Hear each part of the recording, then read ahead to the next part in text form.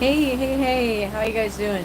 So, 3 days in a row now, we have tried to go live, and we've initially chose horizontal format, it goes vertical. I And the think I second figured it day, out. huh? I think I know what's going on. Frankie figured it out. Because YouTube knows best. So, I'm not sure what's going on, why they always want us to do it vertically. Like, anyway, so, we are across from Cape Charles, and it's actually a very lovely day. It's sunny out, and we have, I don't know if we're following seas, but we have the captain tell you a little bit about it. One second.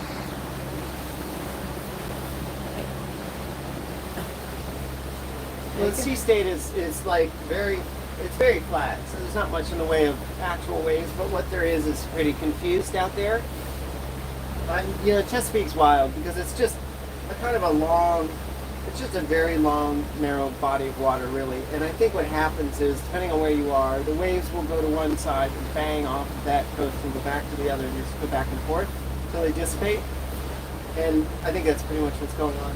So I would say they're from the starboard to aft quarter, maybe closer to the beam than the stern for sure.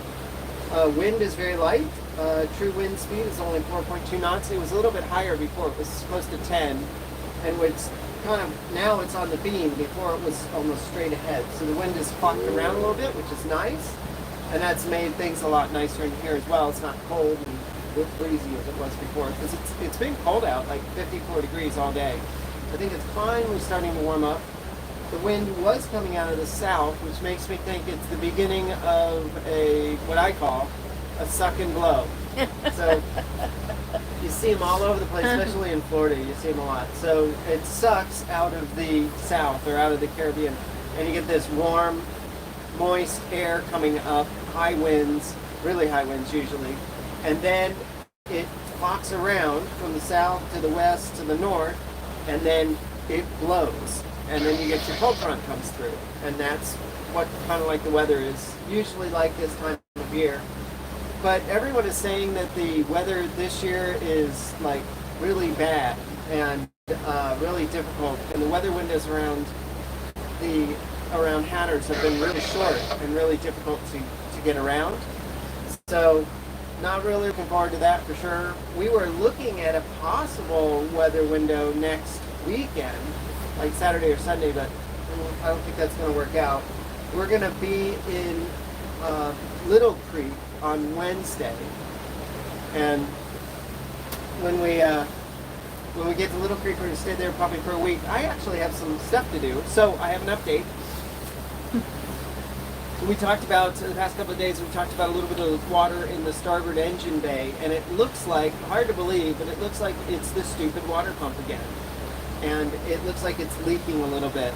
So I've got a towel down for it. It's just very little. We're talking teaspoons or tablespoons of water, not much. But you know me, no water in the bilges. These bilges are dry bilges, and they should be spot. I want to see cat hair floating around it, and that's all I want to see. And so there's a little bit of moisture and a little bit of, just a teeniest bit of water in there. I'm going to go check it a little bit anyways, but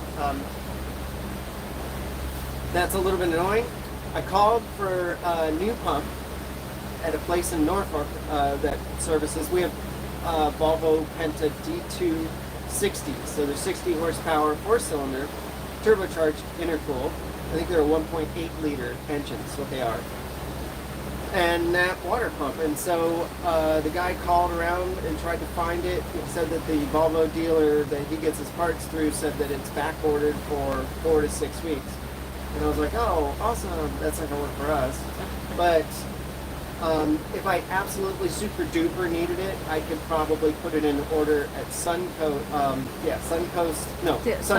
Diesel. SunPower Diesel down in Lauderdale. They're really good about that. Yep. That's true. They're actually down in Davies. They're at the same marina as Jess Catamaran. I think there's one in Miami too. Is there one in Miami? Okay. Yeah. So anywho, then I was going through and checking and looking for other places, and I went on and checked my orders, and I'm pretty certain I ordered one and it did arrive. So I should have it in ship stores. I just didn't remember that it had a whole pump. I do have a rebuild kit, a couple of rebuild kits as well. So, anyway, that's going to be a job I'm going to get to when we get to the marina in Little Creek. So that way it'll make it worthwhile for me to be at the marina. Right, again. Again. So, the electrical system seems to be working really well. We ran the batteries down to 40% last night. We had our friends over. We had Corey and Kazi over from Atlas, who were still following their head. We're on their 6th. And had them over for dinner last night. We did our trip planning and stuff for today. And we ran a couple of heaters and a bunch of other stuff. And Heidi ran her heater during the night a bit. Not the entire night, but most of it. And the batteries were just at 40%, no problem at all. And fired up the generator again for about an hour or so, and then by 10 o'clock, the solar and the engines that had the batteries charged up to 100%. That's where they've been all day. So that's working really well. But the solar is doing its thing as best as it can. You know, the sun's way over there, solar panels are way over here, and that sun just will not get much higher than, say, 40 degrees in the sky here. So should work out better down in Florida. Plus, they're kind of dirty. They're just kind of dirty. What is the solar panels? Yeah. They need to be cleaned. I need to get a solution to clean the solar panels. They're so big that I need a really long broom in order to clean them. Yeah. Well, something. Anyway, figure it out.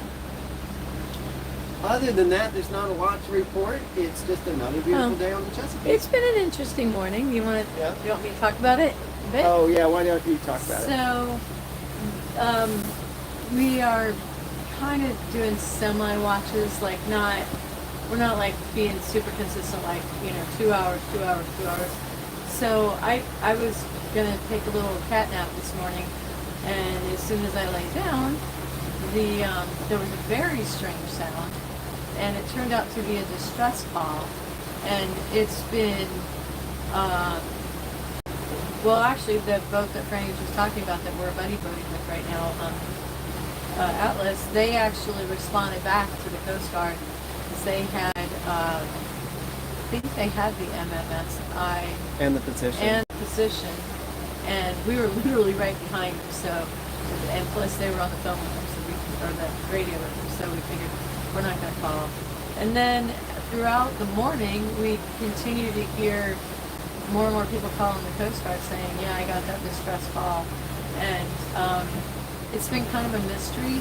Thought at one point that we heard that there was somebody in a helicopter at some point.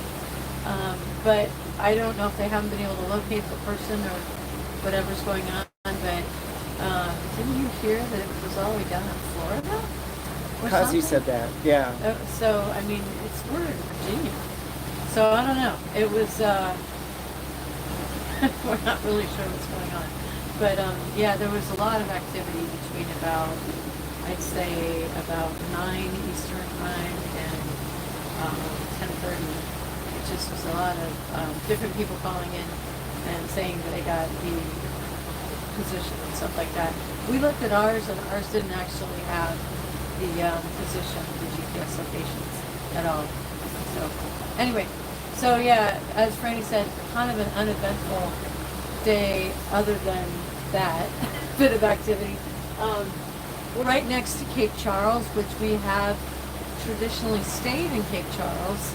And last year, the marina that I talked to lost our reservation, so we ended up having to overnight on the fuel dock, which was fine. It didn't cost us any money. And free. And yeah, right.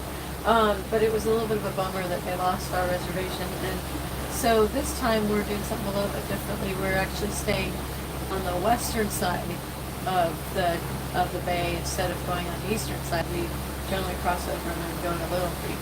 This time we went to a nice little bay called Little Bay yesterday, and now we are going to go into the Hampton area and then end up in Little Creek at one of the marinas. So, yeah, it's been a little bit different, and sorry, I'm a little bit hoarse. I evidently have been coughing at night and didn't know it, so I'm still not 100% since we got COVID over a month ago. So, into this. Anyway, anything else to report on? Jay Berry says hi. Oh, Jay says hi. Hi, Jay. How are you, Jay? Yep. He said earlier that he wished that he was out here with us, that he's missing the ocean. Aw. So, and we're missing you as crew. Yeah, we are. Definitely missing you. It'll as be a crew. lot more fun, for sure. Yeah. Yeah, I can't think of anything else really. I don't have too much more to report. Other Yeah. than, it's just kind of the same old, same old. This is what the instruments look like. Nothing really crazy. So this is our wind gauge here, and we can talk a little bit about these numbers. Might be kind of fun. TWD stands for true wind direction. AWA is apparent wind angle. That's relative to the boat. Then we have true wind angle, which is the true wind angle, TW. And then we have true wind speed, TWS, down here. In the middle, we have our, we have our apparent wind speed. And then in the very center, we have a drift, and that's telling us we have a current that's pushing us, and that explains why we're only going 6.6 knots instead of doing like 7 or 8, and it really slows the boat down quite a bit. But these numbers are really interesting. They tell you the true and apparent wind that's affecting the boat. And so the apparent wind, I'll just start to move slides a little bit. So true wind is what you feel on your face when you're standing still and the wind is blowing. You're in your backyard. You feel it. That's the true wind. Now, as soon as you would get in your car or on your bike and start riding your bike, then you feel the wind differently. Generally, you feel a bit more of it on the front of you, and that is the apparent wind. It's what you feel while you're moving. And so that's what the boat does. That's what the boat feels. The boat really has no idea what the true wind is. In fact, those calculations, they back into those numbers because they don't really know, because the boat's moving. How would it actually be able to measure it? They're actually calculating values. The apparent wind is very important to sailing because it sets how you sail. If you've got wind forward of the beam or wind after the beam or whatever will determine your point of sail. And here's something that's kind of interesting. If you have wind, let's say your boat's not moving at all and the wind's coming up and hitting you right on the beam, so 90 degrees to you, and then you start moving, say it's like 10 knots, and you start moving forward at 10 knots, then you get the vector addition of your forward movement and the wind, and you end up with an apparent wind that's forward of the beam, and it's the vector sum of the two of those together. It's kind of interesting, and it always kind of messes me up. I always think that, well, the wind's going to be out of the west today. It's going to be a big day for sailing. If we're going, if we're going south, then it's just going to be on the beam. Same thing if it's north. But the truth of the matter is that wind is going to start clocking forward of the beam on you. So then you're going to be more on the wind and close haul, that sort of thing, or close reach, something like that, depending on the strength and depending on how fast the boat is going. And if you are motoring, then you're definitely going to pull that wind forward, no question. So let me show you what that looks like on the graph here. So back to this guy. The little orange tick is the true wind. There's a little T there. And the red is the apparent, because we are making 6.8 knots, that's GPS. We're making 6.8, 6.4, whatever. And then our true wind is down here at 4 knots. So you can see how far it's pulled that wind forward of the beam. And that's just vector math is all that is. Anyway, that's that. So over here on the right side we have our depth and we have our GPS speed. Those are really important. Then this is our autopilot. We're currently on a heading hold. We're not following our actual course because we're following our friends up there. You might be able to see them. They're way up. That's that little dot that's right up there. That's those guys. So that's the boat we're following. So I want to follow them more than I want to actually stick on our course. This is our actual chart plotter here. Close to our course, though. We're pretty close to it. So the purple line there is our course, and we're going to be turning a little smidgen to the right there in just a minute. And looks like Corey and Kazi have already turned a little bit, or they're getting close to it. They're actually going to intersect our waypoint. So look at that. So that's pretty neat. The problem with the chart plotter is up here, I've got the time, which is great, and then it gives me the arrival at my next waypoint, so it's just going to be in just a few minutes. But what I don't have is a full set of data on when we're going to get to where we're going. And that is something that I use. Can't see it. Yeah, it's really, really hard to see because I think probably, let's see if I can rotate this. Does that help? I think it's no. I Just add really, this. it's just not very bright. There, that's not too bad. Maybe it's just my glasses. Okay, so this is Navionics on our tablet. I know, I'm sorry it's really dark. But down here in the bottom right-hand corner, they have the entire trip. So we have 17 nautical miles to go, 2 hours, 37 minutes, and we'll get in about 3 o'clock or so. And then up at the top here, it gives us that same information to our next waypoint, about 5 minutes and 32 seconds. And then we also have up here, we have, we have our 31 miles, I think, in 5 hours and 3 minutes. I think that's I think that's what we've done so far. Yeah, I think that's got to be. About right. Yeah. And our current speed of 6 knots, and then our course, I believe, 185, let's say 184 true. And then a map. And the nice thing about these maps is that they've got all these contours on them, so they give you a lot more information on depth. So that's why we run with a second chart plotter there. Yeah.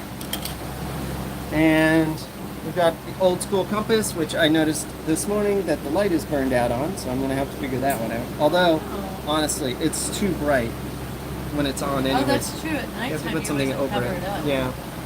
Down below, in not the greatest position in the world, are the engine controls.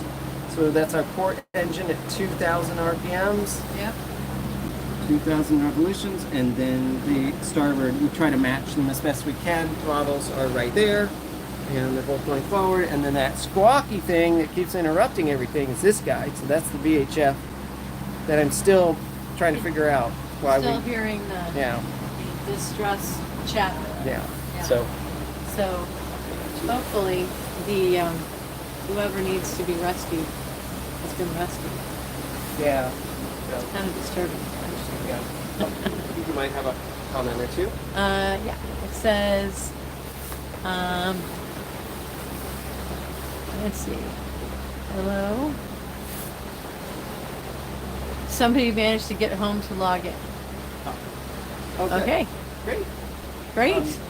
Yeah. So another thing I've got on my list to check out is our VHF here. Yep. So it seems like we've got kind of a reduced range on that thing, and I've replaced the antenna in the mast with supposedly the wire that they put in when they install these things is really crummy, and it has a lot of loss, a lot of impedance. And I got the Mac Daddy wire, which I thought was super duper sweet. And then we, when we did it. Must have been, I think it was a year ago, right? I think it was when we had Nansen Underwood do our diamonds. So a year ago. Dropped that guy through, connected it up top, dropped it through, and I ran it down, put a connector on it, put it on the back of the VHF.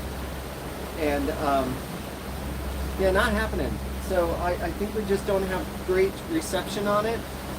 We were picking up the Coast Guard just fine, but they use something that's strong enough that'll, their antenna's so strong to like loosen up your fillings. So pretty much just pull your teeth together and you can hear that. So I don't know why it's so, I don't know, it's kind of lame. So I got to work through that.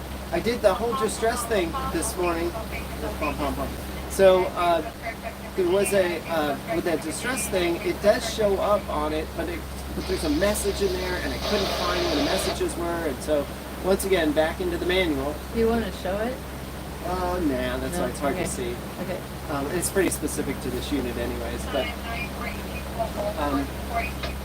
their sort of digital messaging system, I think that's what it's called. It's a DSC. Yeah. So the messages come through and they're stored digitally inside the unit, and you can retrieve them, you can take a look at them. There were several people who called back and said that they didn't get a position on that distress, and we didn't either.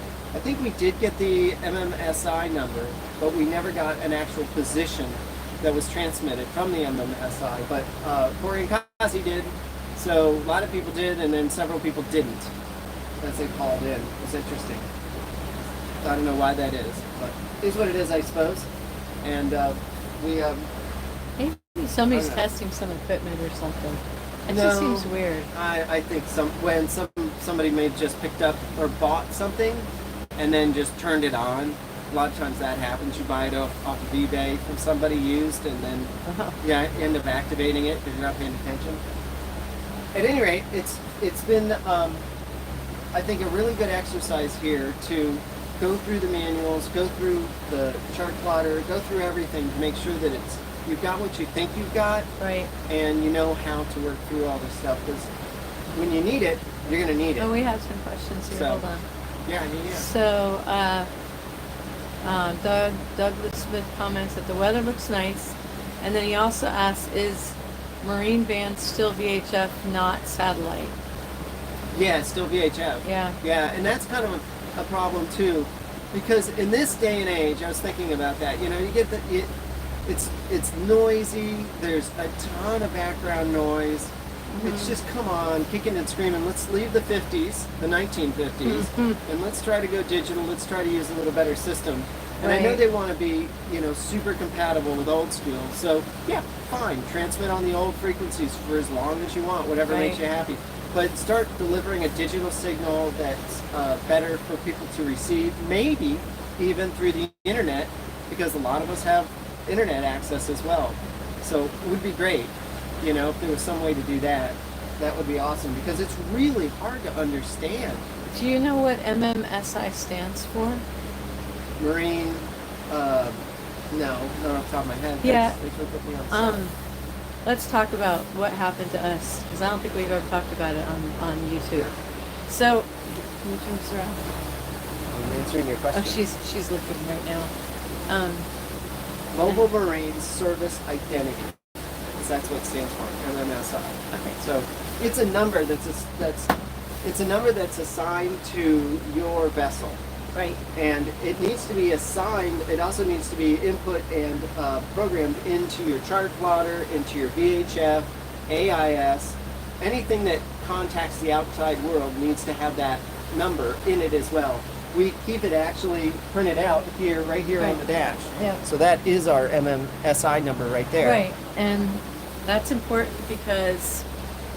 It's important because when the Coast Guard receives that number from your VHF or whatever, they can go and look up in the national, well, actually an international database, and look up your boat, and they can tell what kind of boat you got, how long it is, some history on it, when it was, when it was purchased, what year it is, all sorts of stuff about it.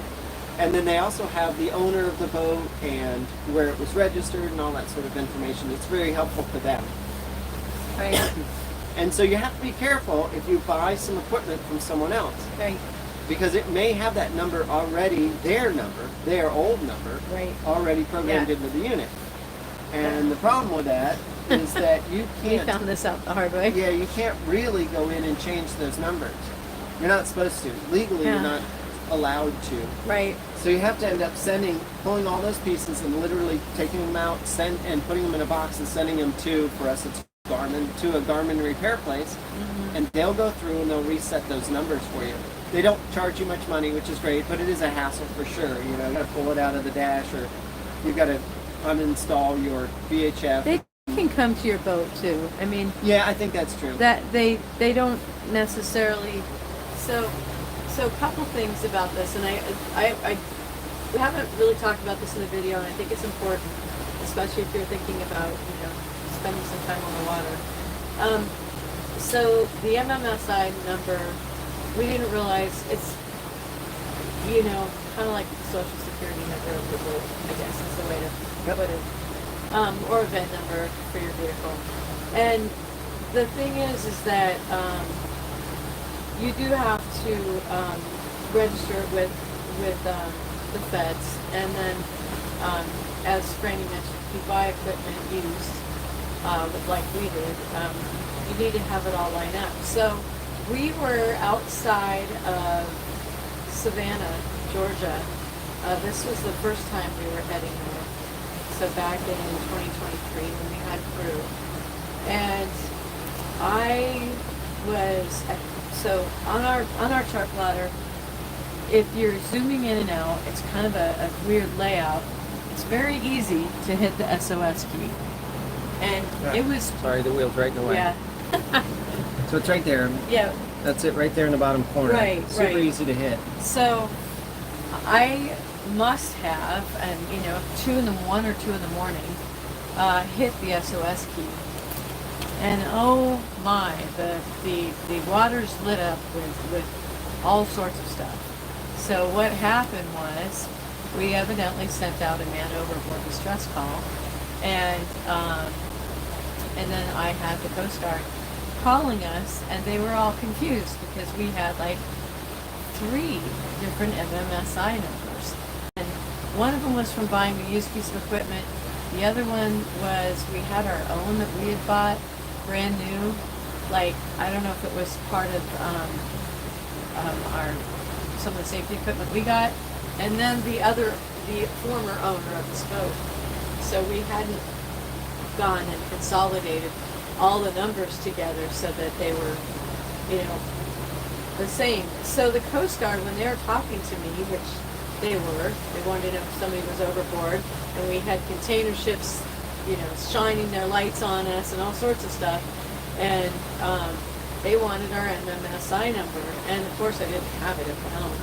And so that's one reason why we have it on our helm now, is that we want to make sure that we report the information correctly with the Coast Guard. It's also been registered with NOAA and any of our emergency devices and anything else like that. So it's a big deal, and it's actually something that if you're closing on a boat, you should probably mention to your broker, just to make sure that the person who is selling their boat to you can help you with the transitional process of getting that MMSI number, affiliated with you. And it should be all part of the paperwork. So anyway, we learned the hard way, and we had spotlights on us, and it was really embarrassing. And so anyway, that's why we know our MMSI number now. Yep. Yeah, So, it was. Yeah. So it was very confusing that night. They kept asking. I hear them on the radio asking for boat names, and Oh, right, that's the other one. and it was they called all 3 boat names: the boat name of the equipment that we bought, the boat name, the original boat name, and an ingenuity as well. So it got very confusing very quickly, and trying to figure it all out. It was very strange, and so it was just a weird thing to happen at 3 in the morning, and just less fun than you'd probably think it would have been. So. Well, needless to say, the entire crew ended up on the top of the boat. Yeah, so it was all hands on deck. I went and got Franny and Christian, who was with us at the time, and because I'm like, I don't know what to do, what our MMSI number is, and all that. Yeah, so we did finally find it. Of course, we had it in our documentation. We had to pull it out, dig it out, and didn't realize that it's one of those things that you need to have ready at the ready right then and there. Yeah. So so some stuff like that's very important. That's why it's here. We also have it down in the nav desk downstairs as well. So interesting little tidbit, I suppose. But since we got on the topic of SOS calls, yes. Yeah. Anywho, well. Yeah. And then the Coast Guard wanted to make sure that there really wasn't a man overboard, and that's the other reason why all hands were on deck, because we're like, yeah, we're all here, Yeah. So, I mean, it's just like, I don't know if you've ever called the fire department and they want to go into your house and make sure nothing's on fire if you have an alarm. It's the same way with the Coast Guard. They want to make sure that nobody's overboard. So, yeah, we learned. Yep. Well, we learn new stuff every day, it seems. So We do. there's a lot to learn. There's an awful lot of stuff to cover here. So. Well, thank you for joining us. Yep. Yep. We will definitely be doing a lot more live streams in the next few weeks as we make our way down to Florida. But we have to kind of wait on a weather window once we get to Little Creek. So we maybe staying there for a while, and then what? Do you want to say something Hello else? from. Okay. Well, I'll let you just read the comment. Okay. It just went away. Rose, let's read. Okay. So, we got a comment that said, "Hello from Arvada. Hattie, Richard, and Karen." Oh, Yep. Hattie Warren. How are Great. you? Hope things are doing well. It's a long way away, that's for sure. I think it's kind of cold there and snowy. Is it? I think so. I don't know if the snow's still there, but Oh yeah, they probably got already a- had the cold front. they that's had a headed big here. blizzard or So, something. yeah, and that's heading this way. So that's one of the reasons we're going to get tucked in at the marina as well. And who knows, maybe we'll get a weather window. The whole point was to go through the crummy weather. Generally, the weather window happens right after the crummy weather. So we talked about the suck and blow. So you get the suck, then you get the blow. And on the first day of the blow, it's a strong wind out of the north. And if that works for you, use it and go. But you don't want to go around Hatters that way, because Hatters has the Gulf Stream coming north there. So then you get wind against current. If the wind is out of the north and the Gulf Stream's heading towards the north, then holy cow, it makes it a nightmare out there and really scary. So, it takes about, I think it takes from Little Creek to get to around Hatters is about 20 hours, something like that, give or take. So you could take off with that wonderful tailwind of a strong northerly breeze, and then usually the next day it's very mellow, or the day after it's super mellow, and a high builds in, and then there's pretty much no wind and nothing, and then the waves drop to almost nothing, and that's what we did last year. That's exactly what we did last year.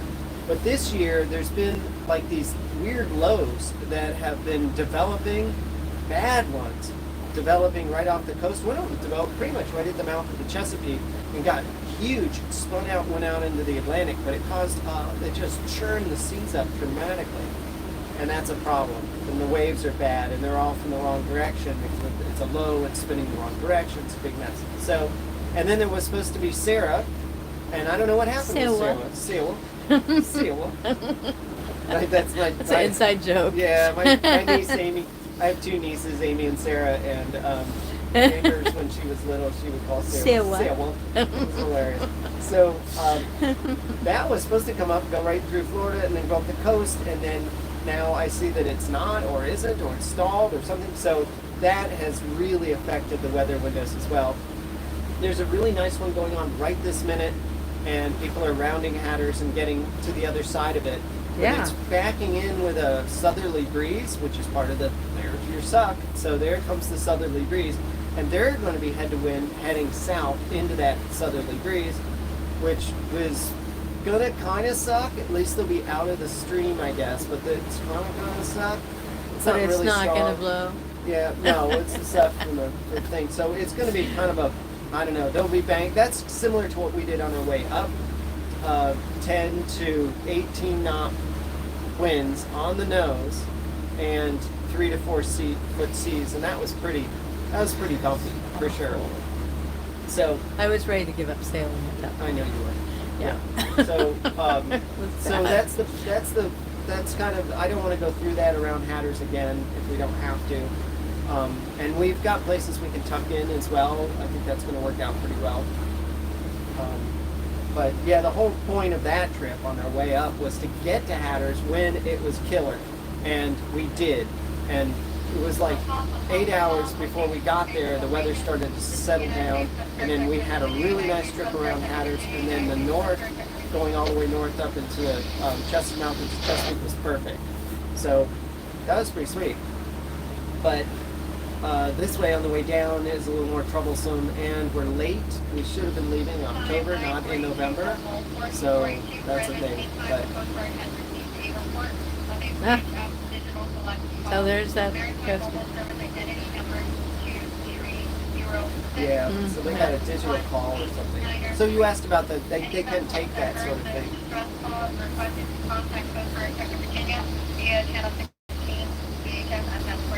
Yeah. And that's about as clear a signal as you're ever going to get. Yeah. And it's still really hard to Right, understand. So people get good at it, but look, Hey, don't just think it needs to be that part. out of curiosity, for those of you who are left on the call, how is the... Wait, let me turn this around. How is the audio quality right now and video quality? I believe that I forgot to put on Starlinks. It's just on my cell phone. Are you guys hearing this okay? For those of you who are online. So, anyway, we're going to wrap this up anyway, but I just realized that it's on cell phone. So, hopefully you can hear us just fine. All right. Well... Okay, everyone. Yep. Yes. It's hearing fine. Great. That's Okay. awesome. Yay. Well, it was great to chat everyone today, and thank you so much for joining. We'll probably... Use up. Oh, there we go. Sorry. Sorry. Okay, sorry, we're back. We're back. Sorry about that. Well, anyway, we're going to be getting into Hampton. We'll be there for a couple of days, probably, so if that all works out. Yep. So we may not do a live stream until we head down to Little Creek, Yep. and probably, hopefully do a quick one then. Yep. And then we'll do more live streams as we go out on the water, so, and travel further south. So you're going to get more of these. Oh, for sure. It'll be fun. So Probably another 5 or 6 more, at least. Maybe one. all right. Well, All right. thanks everyone for Thanks watching. for joining us. And until next time, safe travels. Bye.